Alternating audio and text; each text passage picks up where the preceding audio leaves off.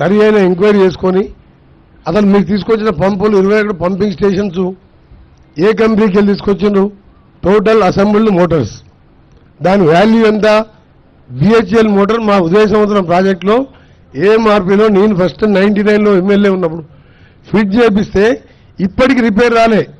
అంతకుముందే 2 years ముందు ఉండేది. 25 yearsలో ఒక్కసారి బ్రేక్ డౌన్ కాలే మోటార్స్. మీకు కూడా తెలుసు మురళి ఈఎన్సీ గారు, ఎప్పుడైనా ఫెయిల్ అయినా మోటార్స్. ఈ చెత్త మోటార్లు అసెంబ్లీ మోటార్ తీసుకొచ్చి 1000 కోట్ల రూపాయల మోటార్ 4000 కోట్లు ఛార్జ్ చేసాం. డిఫరెంట్ కంపెనీస్, స్మాల్ కంపెనీస్కి వెళ్ళి తీసుకొచ్చి అసెంబ్లీ తీసుకొచ్చి ఫిట్ చేసాం. ఎంత బాధ అనిపిస్తుంది అంటే మాకు ఇవాళ గవర్నమెంట్లో మీ గవర్నమెంట్ నుండి సెటరేట్ చేద్దామన్నా సెటరేట్ చేయలేని పరిస్థితి తీసుకొచ్చారు మీరు. అందుకని ఆనరబుల్ మినిస్టర్ రిక్వెస్ట్ చేసేది ఏంటంటే ఈ ప్రాజెక్ట్ని ఎలా చేస్తారో ఏం చేస్తారో దీన్ని ఒక ఎక్స్పర్ట్ కమిటీతో పాటు ఈ మోటార్స్ కానీ దీని మీద కానీ సీరియస్ తీసుకొని ఈ ప్రాజెక్టుని పూర్తి చేయడం కాదు. మధ్యలో గౌరవల్లి ప్రాజెక్ట్ దాన్ని ఆపేసాను. అంటే అప్పటి ప్రాజెక్టు పూర్తి చేస్తే ప్రాణహిత పూర్తి చేస్తే కాంగ్రెస్ ప్రభుత్వానికి పేరు వస్తుంది, గౌరవల్లి పూర్తి చేస్తే అప్పటి ప్రాజెక్ట్. ఇవన్నీ మంచి పద్ధతి కాదు. మీరు ఇంజనీర్స్గా మీరు అడ్వైజ్ చేయాలి. మీరు మీ మాట విన్నప్పుడు మీరు వెళ్ళిపోవాలి మీరు అక్కడి నుంచి. ఇవాళ మీరు బస్వాపూర్ అన్నారు, కొండపోచమ్మ నిండింది, మల్లన్న సాగర్ నిండింది, 10 గండిపేటలంతా కెపాసిటీతో 54,000 ఎకరాలు చేసిండు. దాని కింద ఆలేరు బస్వాపూర్ భువనగిరిలో మాకంతా డ్రైనేజ్ వాటర్ వస్తుంది.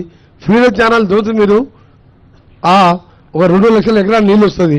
మొత్తం 97,000 ఎకరాలు చూపించింది మీరు.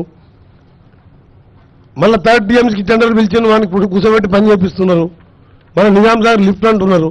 గ్రావిటీతో కిందికి పోయే నీళ్ళకి ఎందుకు వెళ్ళలేదు మీరు? So I want to know point. Honourable minister కూడా చెప్తుంది, నిజంగా ఈజీ మినిస్టర్ గారు.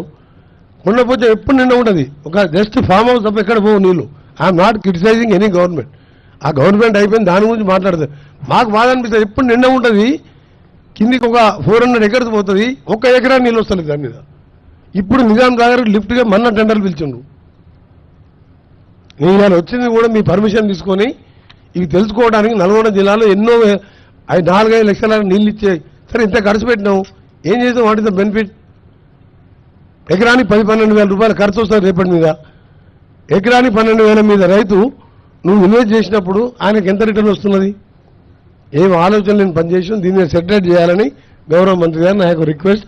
దాంతోపాటు బస్వాపూర్ అండ్ ఆలేరుకు సంబంధించి గంధమల్ల రిజర్వాయర్, ఆ 2 ప్రాజెక్టుల నిన్న నీళ్లున్నాయి, ఎక్కడ పోతలేవు. అది నింపి పెడుతున్నారు, ఎక్సెస్ అయితే మళ్ళీ సముద్రంలోకి వదిలిపెడుతున్నారు. దాన్ని కూడా స్టార్ట్ చేసి కింద రిజర్వాయర్ నింపాలని request. Thank you very much. గౌరవ